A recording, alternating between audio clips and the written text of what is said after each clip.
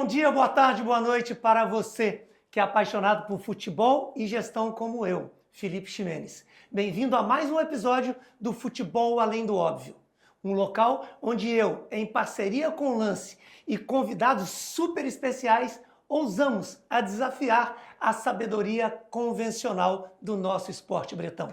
Aqui traremos para você uma visão que poucas pessoas estão acostumadas a assistir e a viver, o futebol do lado de dentro. Hoje eu tenho um convidado muito especial, meu amigo Dr. Márcio Tanuri, e já vou começar mostrando o termo com o qual ele hoje exerce a sua profissão dentro do Clube de Regatas de Flamengo. Ele não é mais chefe do departamento médico, mas sim um gerente de saúde e alto rendimento do clube com a maior torcida do Brasil. Doutor Márcio, muito obrigado por ter aceitado o meu convite. Com certeza é um prazer, é uma honra, né? A gente estar conversando aqui, já tivemos essa oportunidade de trabalhar junto, foi um grande aprendizado, né? E eu me sinto honrado. Esse ano eu estou fazendo 21 anos que eu estou no clube, ininterruptamente. Então, assim, eu vi toda a evolução, né, do que aconteceu nesses 20 anos, não só no futebol como no clube, como eu também me sinto ali privilegiado, né, de ter passado por todos os processos, porque eu comecei estagiário em 2002 e me formei em 2003, quando fui contratado e fui médico das categorias de base. Passei um ano, o primeiro ano, né, em 2004, na minha residência médica nos esportes olímpicos, porque como R1, né, é um momento que te exige mais na residência médica, e aí eu trabalhava nos esportes olímpicos, principalmente no basquete à noite, para eu poder conciliar, né, porque no futebol não conseguiria, e depois virei o coordenador, né, o chefe do departamento médico da base, sumi para o profissional, virei o chefe do departamento médico do profissional e depois gerente, né, do departamento de saúde e alto rendimento. Então, acho que sou uma pessoa realmente privilegiada, né, de ter passado por tudo isso, não só por essa mudança no futebol, mas por ter passado por cada etapa, e eu acho que foram muito importantes, né, me fizeram profissional que eu sou hoje, e eu vejo muitos profissionais querendo pular etapas, né, hoje em dia. É óbvio que todo mundo quer, né, começar no topo, sem saber o quanto isso é importante, o quanto de aprendizado, né, de você trabalhar nas categorias de base ou em clubes menores, porque são locais, né, eu sempre digo isso, onde você pode errar, porque no profissional um erro pode ser fatal, né? Sim. Eu sempre brinco que errar é humano, né? E nós somos Verdade. humanos. Então as pessoas às vezes, né, querem pular etapas para chegar no fim e sem estar preparado para elas. Então eu acho que eu passei por todas as etapas, me sinto feliz nesse sentido. Eu acho que foi o que foi me preparando, né? Me dando essa expertise, aprendendo, né, a trabalhar com pouco até a gente poder ter mais. E junto a isso também participei, né, dessa evolução do clube, que a gente sabe o que aconteceu nos últimos 20 anos, né? E para a gente estar aqui onde está hoje. A gente vai chegar lá com certeza, né? Porque eu falo, a medicina, antes de mais nada, é um sacerdócio, né, Tanuri? A gente investe aí, o médico investe às vezes 20 anos da sua vida, abdica 20 anos da sua vida para poder se especializar e estudar. Você se especializou em ortopedia, traumatologia, ortomolecular também, né? Eu acho que isso é importante na sua formação. A gente não pode esquecer da imensa experiência que você tem no UFC também, né? Que eu acho que de alguma maneira isso te deu casca, né? Para poder suportar toda a pressão que é estar à frente desse departamento, dessa gerência no Flamengo. Vamos falar um pouquinho de UFC antes? Com certeza, né? Então, para a gente ali apanhar tem que ser fácil, né? Como você tá falando. Então, acho que o UFC, né, para mim foi um grande aprendizado, ainda é, né? Porque eu trabalho lá até hoje, eu sou médico oficial do UFC aqui na América do Sul, e esse trabalho começou, na verdade, né? As pessoas não sabem, mas a gente começou esse trabalho em 2004, onde a gente abriu o primeiro, né, centro de performance para lutas do Brasil, que era Black House, porque quando eu já trabalhava, né, desde 2002 com alguns lutadores, eles faziam o treinamento físico numa academia, o boxe em outra, né? E acaba que você não tinha esse controle de carga, né? Então a gente teve essa visão e junto ali com o Joinha, que era um grande empresário de atletas, que era empresário do Anderson, do Minotauro, do José Aldo, do Cigano nessa época, e o Rogério Camões, que era o preparador dele, então nós nos juntamos e montamos esse centro de treinamento onde tudo era feito lá, né? Então acho que aí que começou e foi o primeiro centro de treinamento realmente que a gente tem hoje no futebol, né? Nessa época a gente tínhamos no futebol, tínhamos esse problema como o MMA, o mix, né? A mistura das artes marciais, cada um treinava numa academia e você perdia esse controle, né? Sim.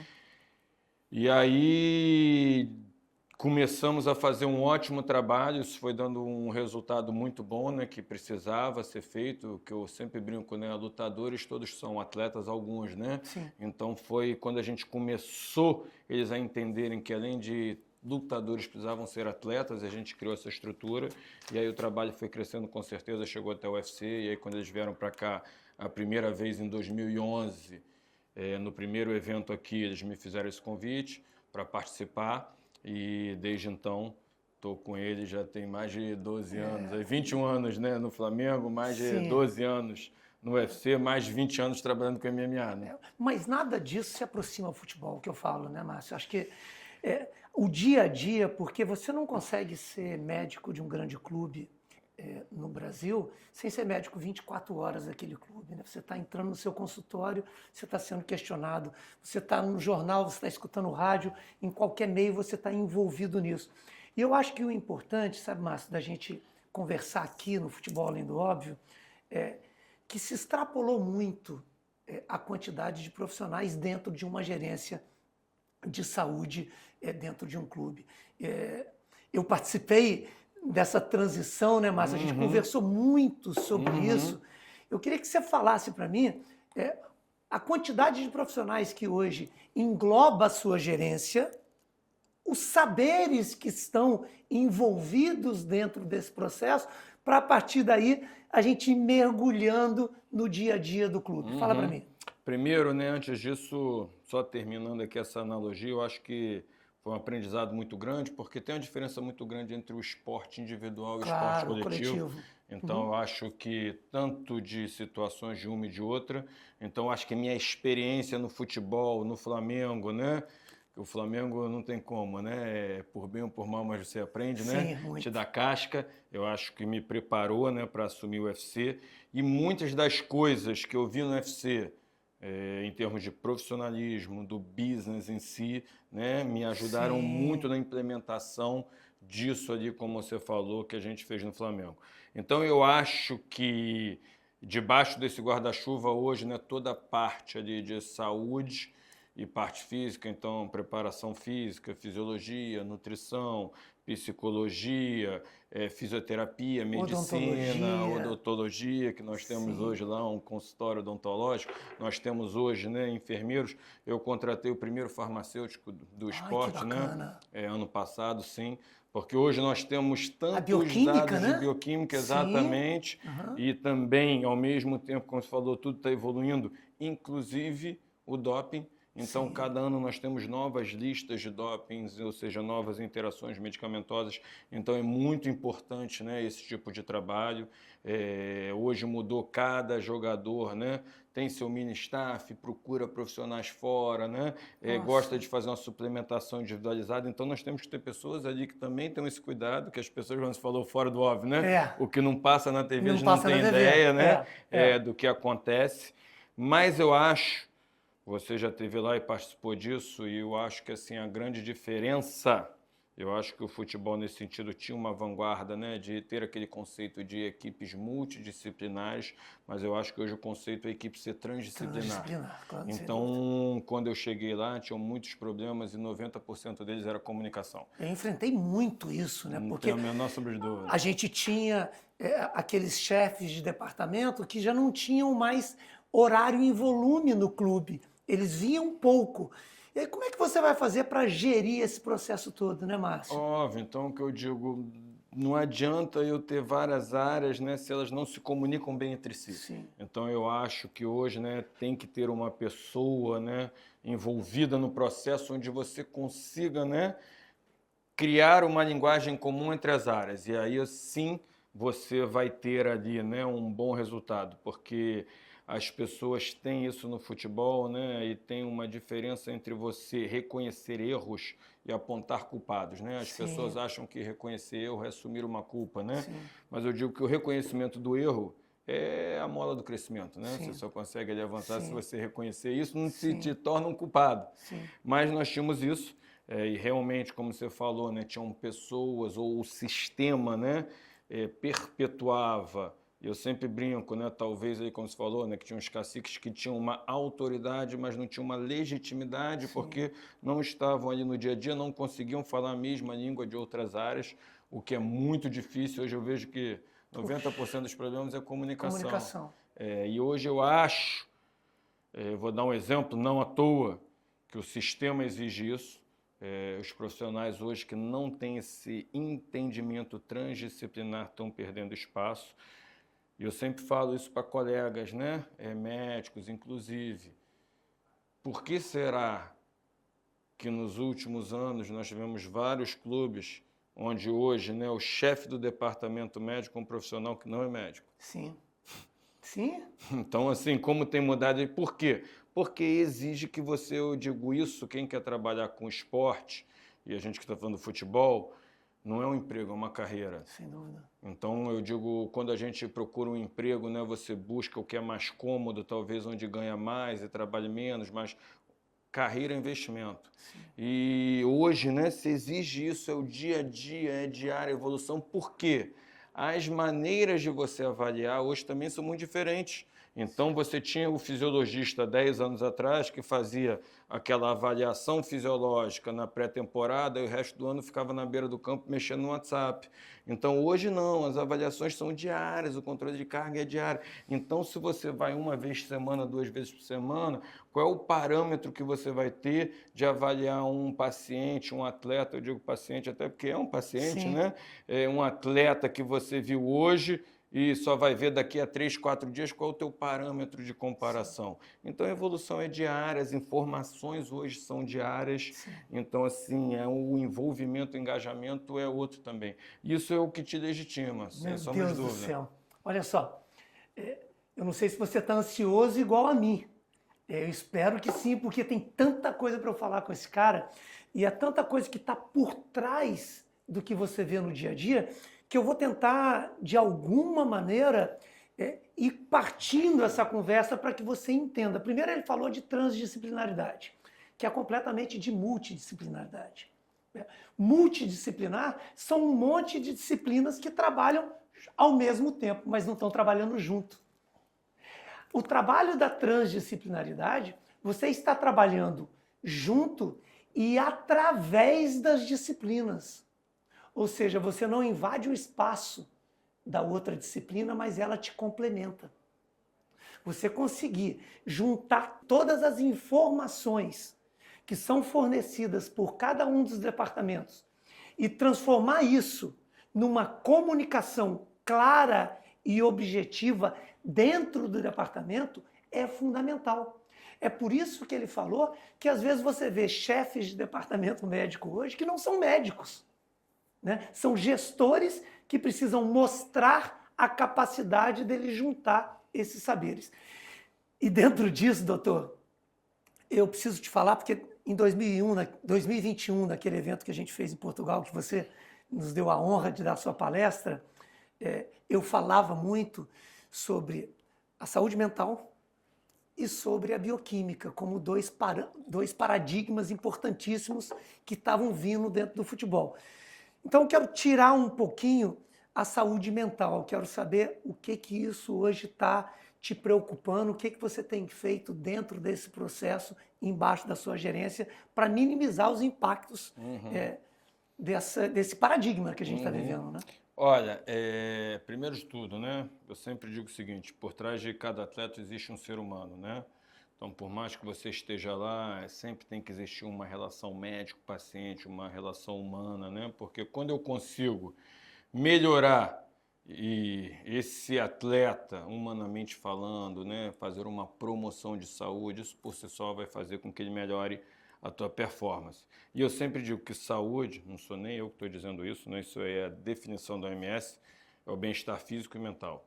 Então, para o jogador estar saudável e conseguir ali ter o ápice de performance, eles têm que estar bem fisicamente e mentalmente. E hoje a questão da saúde mental é uma realidade, né? Eu acho que é o mal ali do século ou da década, sem sombra de dúvida, né? Tudo isso que acomete, ansiedade, depressão, síndrome do pânico, e não à toa, dentre, né, das classes profissionais, os atletas têm um dos maiores índices de depressão. E as pessoas, né, perguntam o porquê disso. E isso, mundialmente falando, eu acho que no Brasil é pior, mas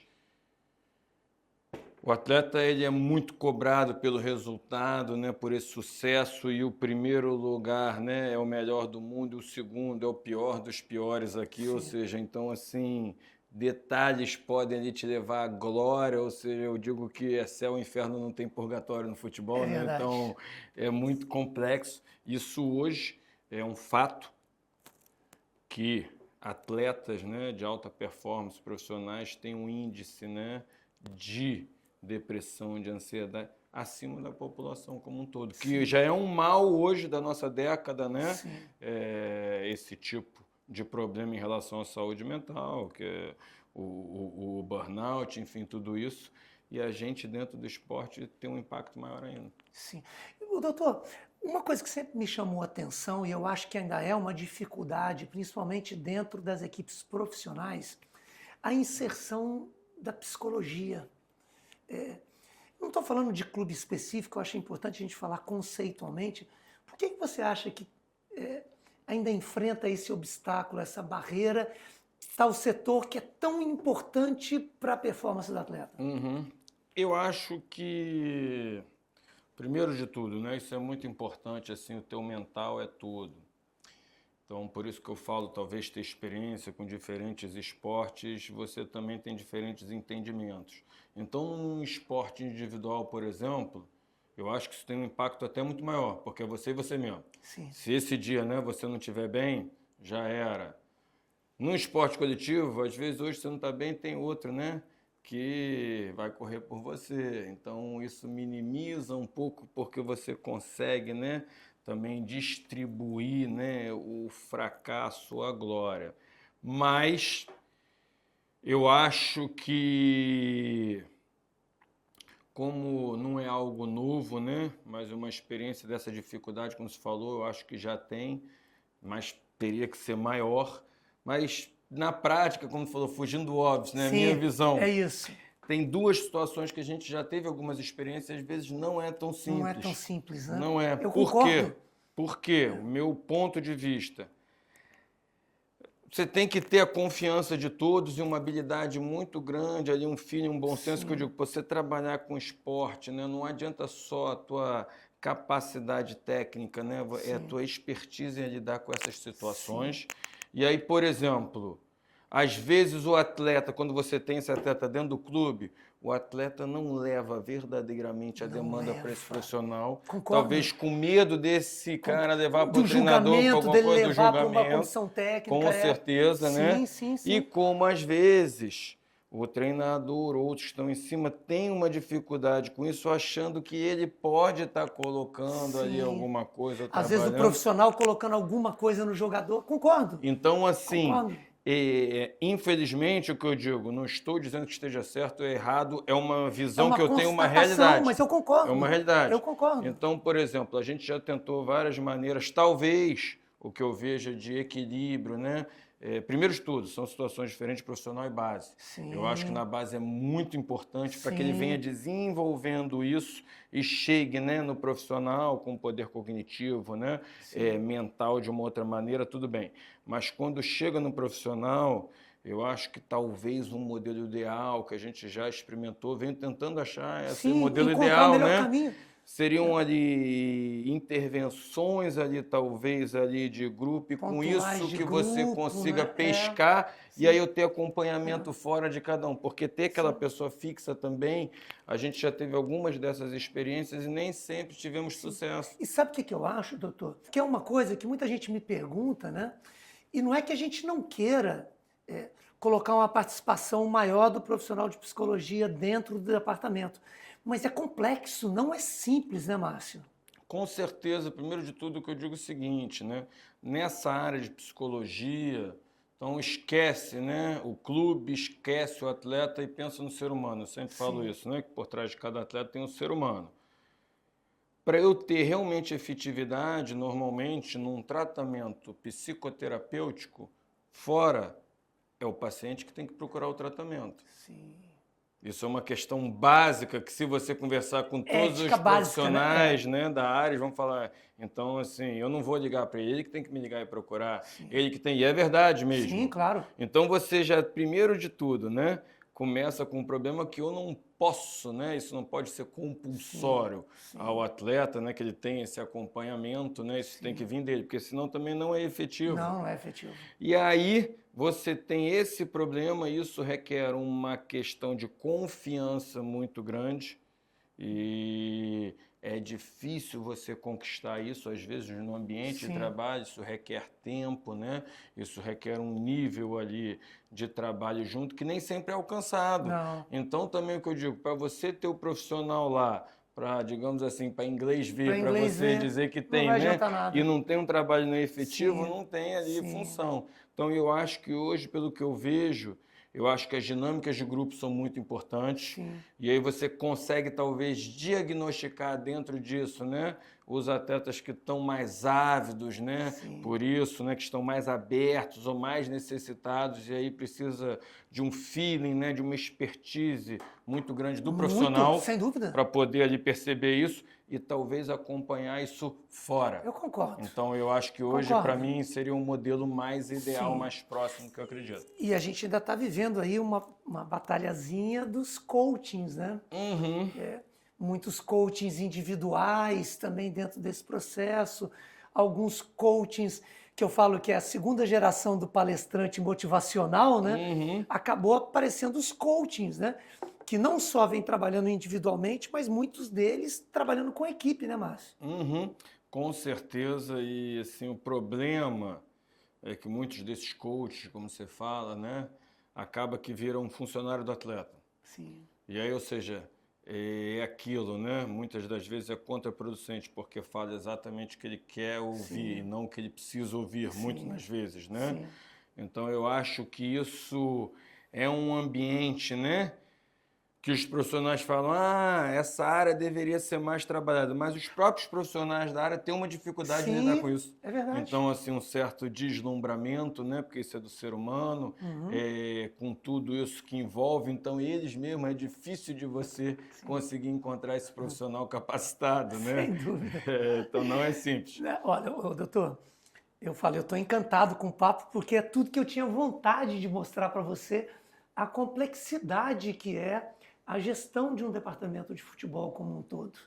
Eu tenho um profissional desse gabarito do meu lado, está dando a chance de vocês verem a complexidade que é a gestão diária dentro de um clube de futebol.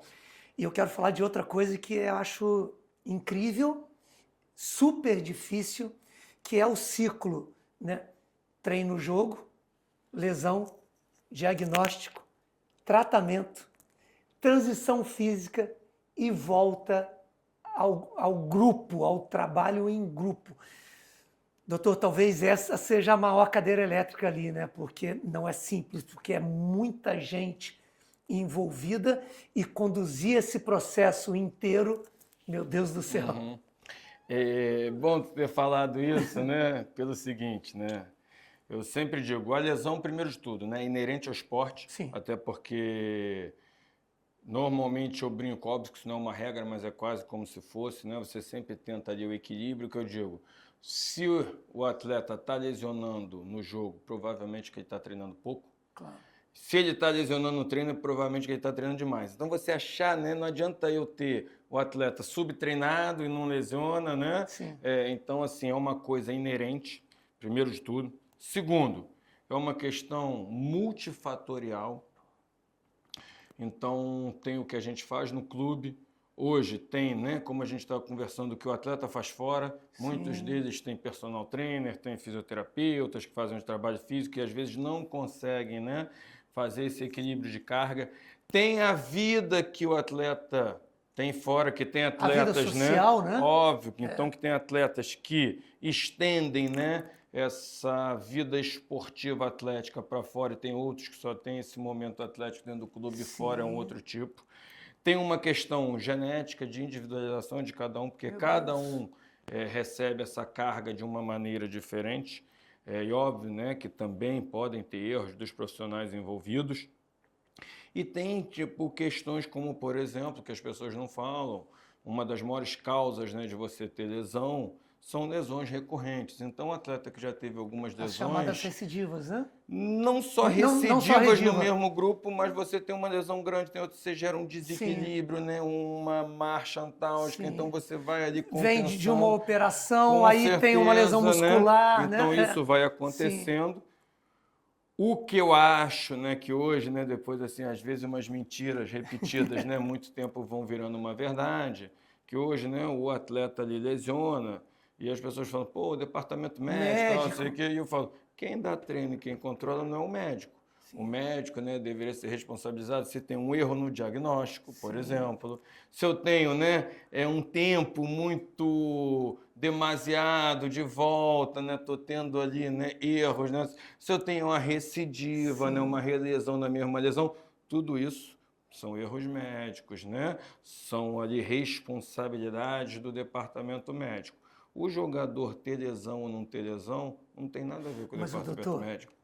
Você há de concordar comigo que essa linha é muito tênue. Com certeza. Né? Porque, além de tudo, você tem os interesses, vamos dizer assim, da comissão técnica chamada transitória, né? O treinador, o preparador físico que está lá, versus a comissão técnica permanente, o cara que já está no clube. São interesses que muitas vezes se chocam, né, doutor? Com certeza, não só isso, né? Porque no fim das contas é o que eu digo assim, né? No bom sentido que eu vou falar, mas a vida é como ela é, né? E no fim das contas cada um está correndo atrás do seu. Claro. Né? E que é legítimo. Óbvio, por isso que eu digo, então não me veja de uma maneira errada. Às vezes uma comissão que está lá transitória, né?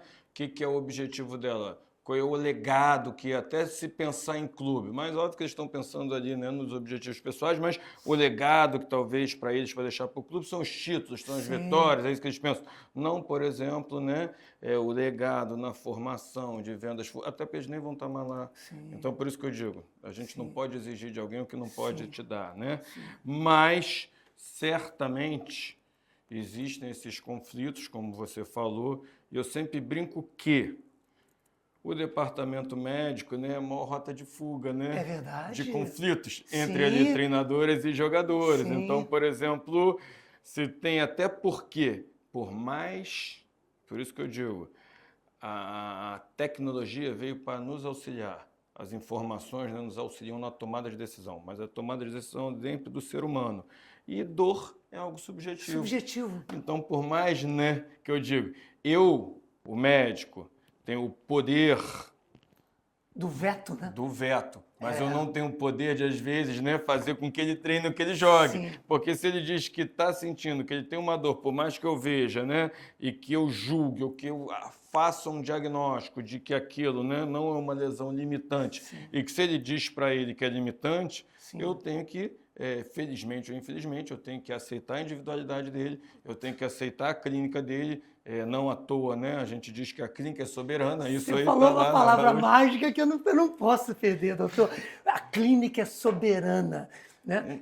O quanto que isso vira uma faca de dois gumes para o médico, porque você tem o exame, você tem a imagem e você tem a clínica que às vezes está te contrapondo a imagem, né, doutor? Com certeza, assim, por bem e por mal, muitas vezes a gente vê imagens ali que parece que ele tem uma clínica muito melhor jogador e vai, te engana como o inverso. E eu tenho ali que acreditar, né, e confiar, até que me prove o contrário, que o que ele está dizendo é verdade, mas, por exemplo, se ele diz que não tem condição, por mais que eu diga, né, que a lesão dele não é incapacitante, eu não tenho essa força, não tenho essa autonomia para colocá-lo para treinar. Eu poderia até ter essa força, autonomia para não deixá-lo treinar, né? Em função dessa tua lesão, né? Dessa tua questão clínica, você não pode agora. Então, isso acaba que muitas das vezes é uma rota de fuga. A gente sabe ali, né, que a gente está lidando com pessoas, é um gerenciamento de pessoas e processos, o que não é simples. Não. Então, e muitas das vezes é a rota mais fácil. Então, você tem que ter muita habilidade, porque no fim das contas, né, mesmo que eu saiba, digamos assim, tá, não leve a mal, que um jogador está dando migué, tá, ou que eu ache isso, eu não tenho o poder da caneta de puni-lo. Quem tem, por exemplo, é um treinador e não escalá-lo, ou na hora de uma reunião. Então, por exemplo, né, a gente tem uma responsabilidade muito grande, ao mesmo tempo sem ter esse canhão ali para eu poder. Então, por isso que eu digo, né? É um gerenciamento, eu tenho que tentar botar eles no bolso, como eu faço com os atletas. Então, trazer ali, né, para o lado, entender ali sempre, ali, gerenciar tudo isso, porque eu preciso e não é fácil. Ô, doutor, eu vou te falar, fico imaginando quem estiver assistindo o nosso programa, um médico recém-formado, um apaixonado por essa área, que tem vontade, de repente, de se tornar um profissional. Isso não está no livro. Com certeza. Como é que um profissional da área de saúde, onde que ele vai aprender isso, doutor? O que o cara pode fazer para se aproximar desse segmento, para ele poder entrar nesse mercado? Porque, de alguma maneira, a gente tem vontade de abrir esse caminho, né, doutor? Com certeza, isso, muitos me perguntam isso, tá, professor? Não é simples, né? Não é simples. Primeiro de tudo, eu acho o seguinte, como eu falei, né? Para você trabalhar com esporte ou com futebol, com essa cobrança, com essa dinâmica, tem que ter o perfil. Às vezes você quer, mas não tem o perfil. Assim, é um perfil muito específico. Inclusive, de clube para clube. Então, você vê, por exemplo, jogadores, né, que em outro clube tiveram sucesso, aí você fala, pô, vem para cá e não tem, aí vai, sai daqui, vai para outro clube, tem sucesso de novo, porque cada ambiente tem sua peculiaridade, tem. Então, primeiro de tudo, eu acho que você tem que ter o perfil e também cada clube tem que ter um perfil. Segunda coisa que eu acho que é muito importante, e as pessoas hoje também estão querendo pular essa etapa. Como eu falei, eu comecei estagiário, passei categoria de base. Então, primeiro, aquilo serviu de um laboratório, onde eu fazia minhas experiências, a minha própria metodologia, digamos assim, no bom sentido, tentando ali. E aí, óbvio que tem erros e acertos, né? E aí, ou seja, em ambientes menores, em times menores, em categorias de base, né? Os erros passam mais desapercebidos. E como eu digo, os erros e principalmente, né, o reconhecimento dos erros, que são a mola do crescimento. Então, acho que isso vai te preparando e fala, pô, isso aqui fez errado, não vou errar de novo, para quando você chegar no profissional, você ter uma maturidade, uma habilidade maior, porque eu digo, no profissional, um erro pode ser fatal, né? Verdade. Então, eu digo que errar é do ser humano, com certeza. Então, eu acho que tudo isso é muito importante. Então, tem muitas pessoas que querem, mas infelizmente não tem o perfil. Não tem perfil. Primeiro de tudo, porque é duríssimo, né? A conta que vem a ser paga, né? É altíssima, o nível de cobrança de exposição é muito grande, né? Você não tem feriado, não tem sábado, não tem fim de semana, não vê tua família, você não tem nada, isso vai te gerando um burnout, um desgaste, e você tem que estar com a cabeça muito boa para tomar decisões que envolvem vários fatores e assim muito rápido. Como você falou, por exemplo, no MMA, né? Você tem que decidir uma luta se para uma infração de segundo, sendo, né, observado pelo mundo inteiro em câmera lenta, tipo revendo o lance. Aconteceu uma vez que eu me lembro, né, como se fosse hoje, no jogador, né, nosso, que ele teve um trauma, isso tem anos, e num jogo fora, na Libertadores, posso até falar aqui quem é, o Mancoejo. E aí, do outro lado escuro, né, ele caiu, teve um trauma. Quando eu cheguei lá, né, o atleta estava lúcido, orientado, bem e tal, continuou no jogo e depois saiu do jogo. Vendo o lance, né? Não à toa hoje, olha como é que mudou, né? Em função de casos como esse, hoje, por exemplo, já está sendo implementado, né, no último Mundial, nos 2 últimos Mundiais, né, que eu fiz pela FIFA ali, depois da Libertadores, ele já tem uma câmera, um tablet que fica só com o médico. Então, por exemplo, você consegue ver e o outro médico, o colega, ele tem acesso à TV. É, muito Ver a importante. mecânica da lesão. E com o rádio, tem um outro médico que tem acesso, eu fico com o tablet, o outro médico em cima com o monitor e a gente com o rádio, ele está vendo e ele consegue me falar, ou seja, tem acesso à lesão que você são fração de segundo. O cara em casa vendo e revendo, enfim, mas eu lembro que aí me ligaram, né, da TV e tudo para fazer e só com uma pressão muito grande, que tinha tido um erro, que tinha não sei o quê, tudo aquilo. E ele me perguntou assim, né, de uma maneira a me impressionar, e eu com toda a tranquilidade, que você já me conhece, né? Ele falou, porque tipo na TV você não viu? Eu falei, não tem a menor sombra de dúvida, se eu tivesse visto o lance na TV igual vocês viram, eu também não teria deixado de retornar. O problema é que o acesso à imagem que vocês tinham eu não tinha, e ali eu só posso lidar com o fato, né, depois eu vi. Realmente, se eu tivesse visto, né, que ele tinha dado uma mini ali, né, um flash TKO que a gente chama, né, eu não teria permitido. Mas quando eu cheguei lá, é o que eu vi, o que eu tinha no momento, ele estava lúcido, orientado, continuou jogando, tanto que não aconteceu nada, problema nenhum. Depois do jogo, até por precaução, a gente fez exames que não deram nada. Mas certamente, se eu tivesse acesso ao que vocês tiveram acesso, não teria tido essa decisão. A minha decisão teria sido diferente. Outra, com toda humildade. Agora, pô, é muito fácil, né? Você de casa vê o lance, vê que ali aconteceu e aconteceu. Isso tem mais de 7, 8 anos, né? Pelo menos mais de 6, 7 anos na época do Mancoejo, né? Com certeza, então não tinha acesso a isso, a imagem como tem hoje. Então, ali, a decisão é muito rápida, uma cobrança muito grande e a dificuldade. Estão todos te olhando e o pior de tudo, professor, no fundo, torcendo para você errar, né? Sem dúvida! Agora, doutor... Até porque eu digo, 2 cofres não ocupam o mesmo espaço, não tem né? Jeito, então ali, não né? tem jeito. Então doutor, não é fácil. Dentro disso, eu queria te fazer uma pergunta meio pessoal. Como que você lida com o erro? É como perder um pênalti? Deita na cama, é a esposa que aguenta, não dorme, isso é pesado, isso é duro? Olha, professor, acaba, né, que a gente vive nisso, a gente se envolve, eu também sou uma pessoa competitiva, né? Eu sei disso. Então, eu sou um pouco viciado em vitória, né? Sei bem. E eu falo isso até, me arrepio um pouco, é minha carreira, minha vida, eu estou ali há 21 anos, né? E com certeza eu reconheço, né, alguns erros, e teve um, por exemplo, que para mim foi marcante. Eu lembro que teve um jogo, né, contra o São Paulo. Isso foi, eu acho que em 2020, se eu não me engano, na época da pandemia, quando o Crespo, né, que eu nem conheço, não tenho nada contra, pelo contrário, né? Então, apesar de tudo, né, ter vindo deles o erro, eu digo, eu errei na reação. E a gente estava numa fase que vinha perdendo São Paulo, né? Se lembro. E eles já tinham entrado, eles eram a comissão técnica quando a gente perdeu lá a Sul-Americana para o Independente, caso de 2017, eles eram os treinadores. Eles já entraram ali no Maracanã, né? Fazendo graça, tudo falando, né? Daquilo, cantando, eu vendo.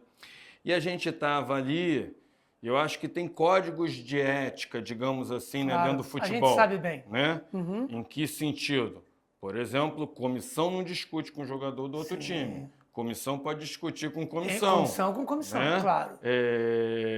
Ou, por exemplo, tu vai no árbitro, né? Mas tu não vai no outro da comissão. E eles estavam falando, não à toa, um da comissão já tinha sido expulso antes de acontecer esse fato comigo. Mas para mim foi um reconhecimento de erro e um aprendizado. E eles estavam ali olhando para a gente no banco, fazendo graça. Nós estávamos perdendo, né? De 1-0, 2-0. E aí eles fazendo graça, sendo rude ali, né? Estressando nossos jogadores, estressando a arbitragem, tanto que um já tinha sido expulso. E aí a gente virou aquele jogo, né? E quando fez o terceiro gol foi uma explosão ali de sentimentos. E ali eu olhei para o outro banco e eu falei, fala muito, fala agora então, né? Porque nós estávamos aqui perdendo e vocês estavam falando que estava calado, né? Xingando o jogador, xingando para a gente, fazendo graça, rindo, né? E eu falei, agora também... E vieram 2 ali, isso deu uma repercussão, que a gente foi para o STJD e tudo, e vieram 2 membros, saíram, né? Outra coisa que também fere o nosso código de ética, né? Saíram do banco deles, vieram na nossa área técnica, no meu banco, para tentar me agredir, e aí eu reagi, né? Empurrei eles e tal, não sei o quê. mesmo ali eu me sentindo, né, uma legítima defesa quase, porque eles vieram à Sim. minha direção, e foi mesmo, não à toa, né, na súmula, denunciaram o caso, e depois quando viram todas as imagens, tudo, né, eles foram colocados num artigo, né, de pena de até 3 jogos, e eu fui colocado num artigo de agressão de pena de até 16 jogos.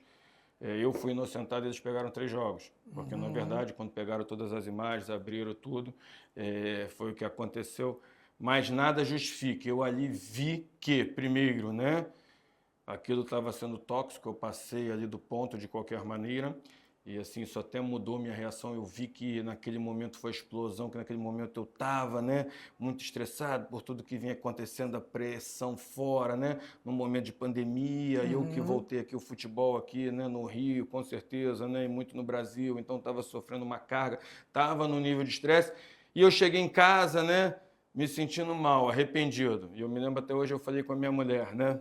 Foi uma reflexão, né? E antes de dormir eu sempre reconheço, né? Eu já cheguei, né? Virei ídolo da torcida por causa de todo mundo e eu me sentindo mal. Poderia estar usando isso a meu favor, né? Tá, o cara aqui ninguém mexe, né? E eu falei para minha mulher, eu falei, o problema, né?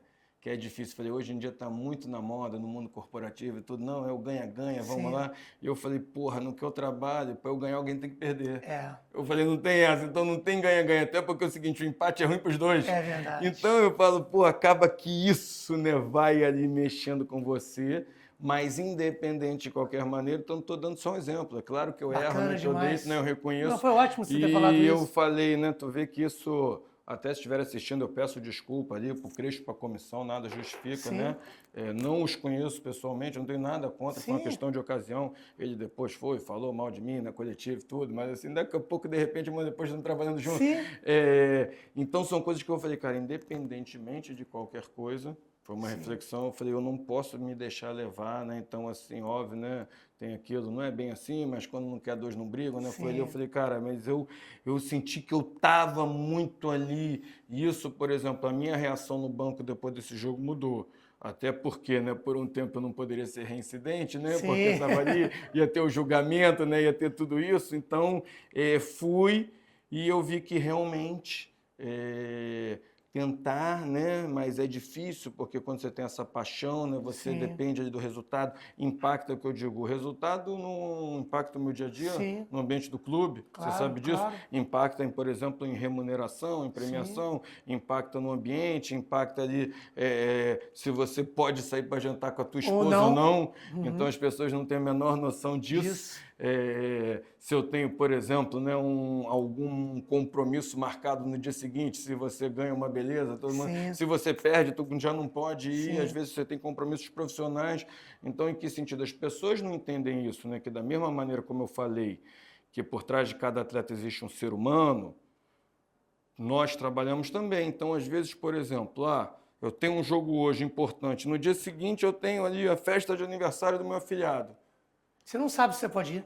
Pô, se eu perco hoje, eu continuo sendo um ser humano, eu tenho um afilhado, eu tenho um irmão, eu tenho um sobrinho, e se eu estiver lá, as pessoas vão ver isso de uma maneira pejorativa, como se você não tivesse nem aí. Eu falo, cara, ok, acabou. Óbvio que eu tô aqui, eu tô pé da vida, né? Eu tô chateado, né? Eu não queria... Mas eu também não posso ali, tipo, deixar de prestigiar, por exemplo, um afilhado. Eu não consigo programar minha vida, estando em um clube ou não estando, mais de uma semana, porque entra no seu modelo mental.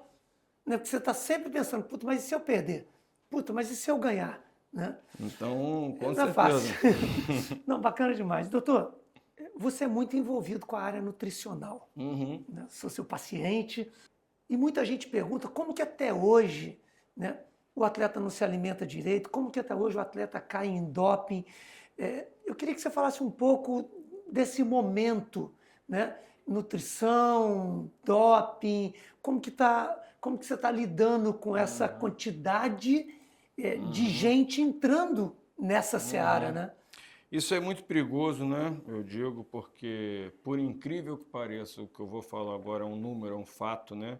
Mas em termos, né, no futebol, estou falando do futebol especificamente, o Brasil é o país que faz mais exame antidoping. Acredito. Tá? Então, nisso, né, que as pessoas talvez também não tenham noção, aqui no Brasil, no futebol, não tem nenhum país que faça tanto exame antidoping quanto a gente. E você tem sempre ali hoje, né? Quem está de fora sempre tem a solução, até porque, como você falou, né, aqui, né, por trás das cenas, ele não sabe como Não é por sabe. trás, ele Sim. acha que tem a solução.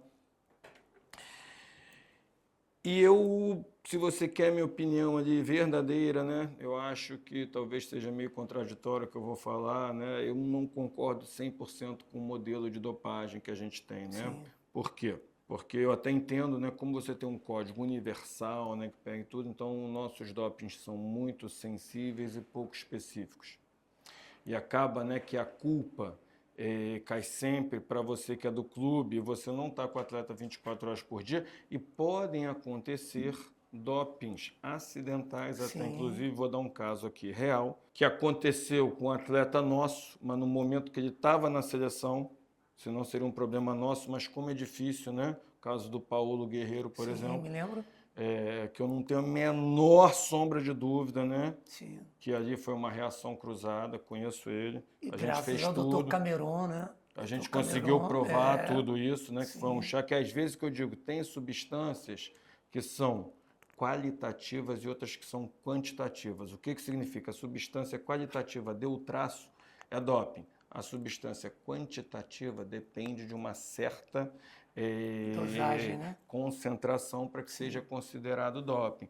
Então, por exemplo, às vezes ele come alguma coisa contaminada num restaurante, né, numa boate, você perde 100% o controle e às vezes até o próprio atleta, né, não tem esse controle também, é acidental. Também temos um outro lado da moeda hoje, professor, que vem acontecendo, né? Esses atletas buscando, né, profissionais fora. Sim. Que não tem o conhecimento necessário para isso, até claro. porque nós temos várias substâncias que são análogas, que a gente chama, que tem nomes diferentes, que você vai lá, não está na lista de dopagem, mas são doping. E tem acontecido, né? E nessa hora, o profissional sempre foge, né? E às vezes o que eu digo, lá nunca aconteceu isso com a gente, porque a gente tem esse controle muito grande, eu tenho essa preocupação, né? Porque isso é real. Mas, como você vê, cada vez estão acontecendo mais, porque o doping cada vez está mais sensível e hoje cada vez mais vem buscando ali auxílio fora e também vem acontecendo esse tipo de doping acidental que você fica sem controle, verdadeiramente, né? Eu concordo muito com você, sabe? Eu acho que a gente ainda não encontrou a medida exata desse processo, né? Porque, principalmente o fato do... Já afasta o jogador sem... Antes de julgar, tem muitos processos que a gente não entende muito. O vínculo do doping como se fosse uma droga, né? E às vezes não é nada disso, sem dúvida nenhuma. É super complexo. Doutor, vou te falar. Eu ficaria aqui 5 horas conversando, é tanta coisa que eu queria te falar, mas vamos ver se eu consigo empacotar isso no tempo que a gente tem. Uma coisa que eu acho bacana sua é que você é um cara presente em mídias sociais. Você não se afasta, você se coloca.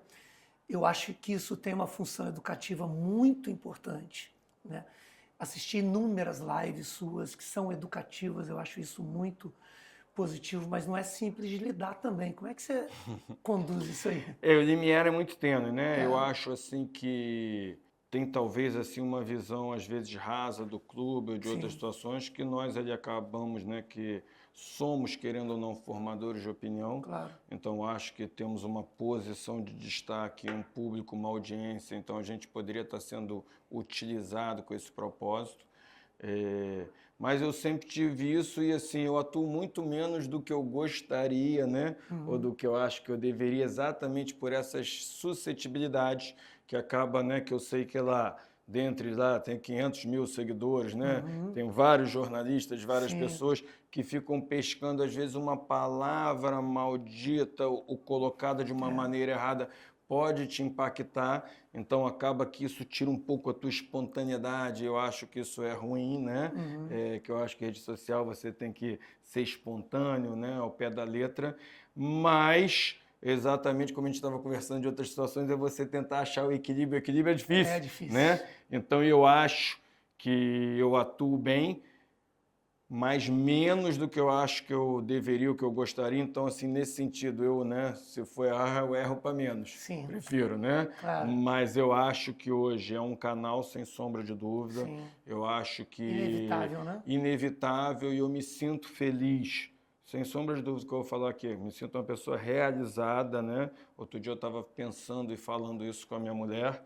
Eu sempre falo, não me acho melhor do que ninguém, mas também não acho que tem ninguém melhor do que eu, né? Sim. E eu falei para minha mulher, falando, cara, fale o que quiser, eu não estou falando da história, né? Eu não estou falando de todos, eu estou falando da minha geração, né? Do que eu me propus a fazer, ser médico do esporte, tá?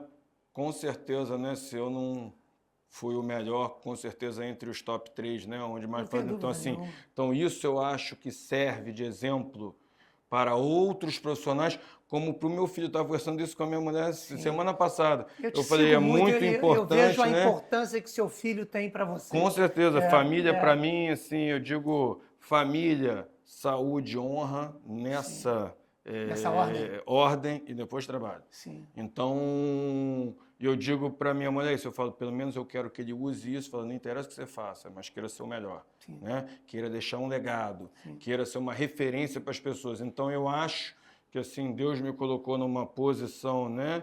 É óbvio que tem todo o meu esforço, mas me sinto uma pessoa abençoada, que eu tenho esse compromisso de compartilhar. Porque, às vezes, como você falou, eu acho que a rede social, a internet, é um antagonismo muito grande, né? Porque te aproxima de quem está longe e te afasta de quem está perto. É verdade. Então, é um maior antagonismo, né? Que a gente vê das redes sociais, da internet, tu vê que vai no restaurante, os casais não se olham, estão aqui.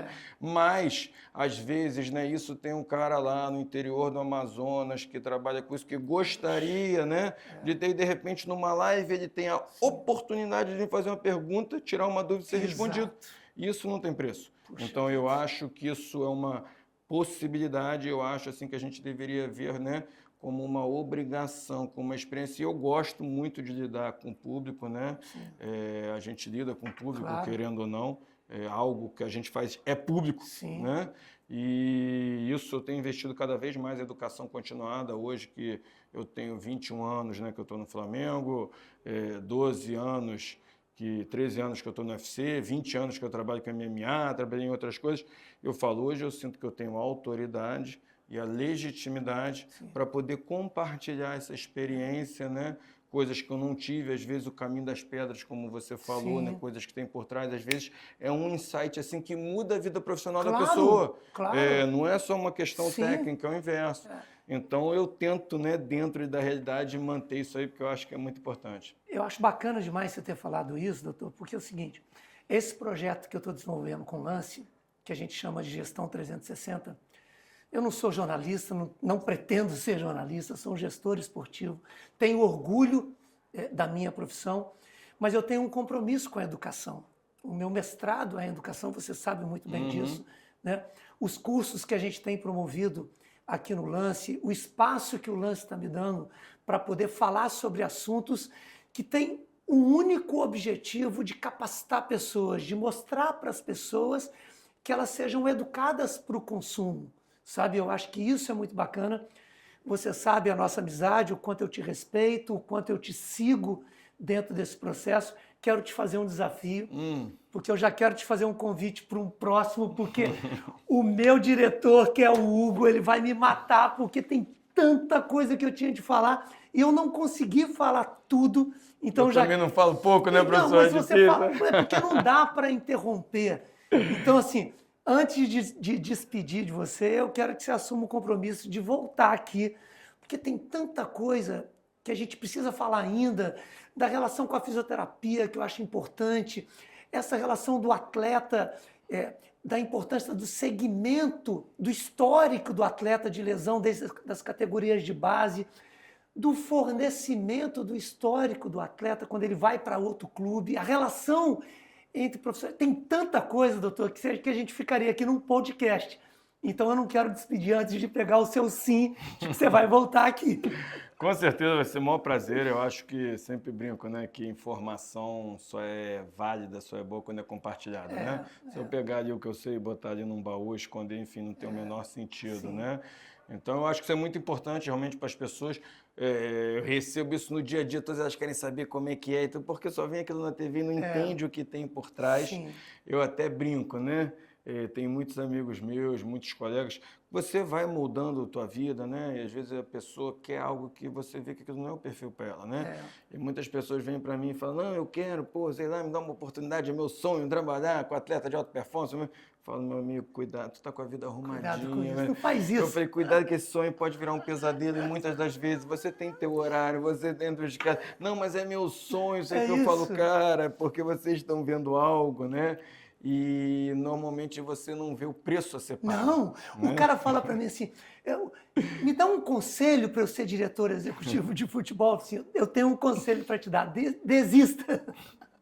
Então, com certeza, né? Eu não poderia nem falar isso, desista para as pessoas, mas eu, às vezes, parece Não, até claro que eu que sou não, é uma cético, né? brincadeira, Porque Sim. eu tive sucesso, mas eu tento deixar bem claro que não é fácil o sucesso nessa área. Não. E, assim, para ter sucesso, todos que eu conheço que tiveram sucesso pagaram e pagam um preço altíssimo. E eu, infelizmente, né? Tem coisas que só vivendo para saber, que as pessoas falam, mas você precisa, né? Filho é uma delas. É isso. Então, todos falavam. E o sucesso é outra. E eu entendi que quando você chega no topo é um lugar muito solitário. É verdade. Então, isso as pessoas não têm noção e eu, assim, né, tive que aprender na prática também. Sei bem. Então, é um preço, assim, alto a ser pago. Eu falo, quanto mais no topo você chega, é um lugar sozinho. É verdade. Então, assim, as pessoas têm que entender isso também, né? Doutor Márcio Tanuri. Professor, Muito bom, obrigado. Compromisso Gostou? aceito. Gostou? E estamos aqui, vamos para a próxima terminar essa conversa aí, que Bacana realmente o tempo é demais. curto. Não tem jeito de você não ter gostado, eu tenho certeza que você gostou. O Max é o meu termômetro. Quando ele está prestando atenção ali atrás das câmeras, eu sei que ele gostou demais, eu adorei. Tenho certeza que a gente vai precisar de mais um junto do Dr. Márcio Tanuri, porque é importante que a gente mostre para você a complexidade da gestão no futebol. O Dr. Márcio Tanuri, mais do que um médico capacitado, é um gestor de pessoas que está à frente do clube de maior torcida do Brasil há mais de 20 anos e ninguém chega num lugar desse por acaso. Um beijo para você que ficou até o final. Até o próximo Futebol Além do Óbvio. Tchau, tchau.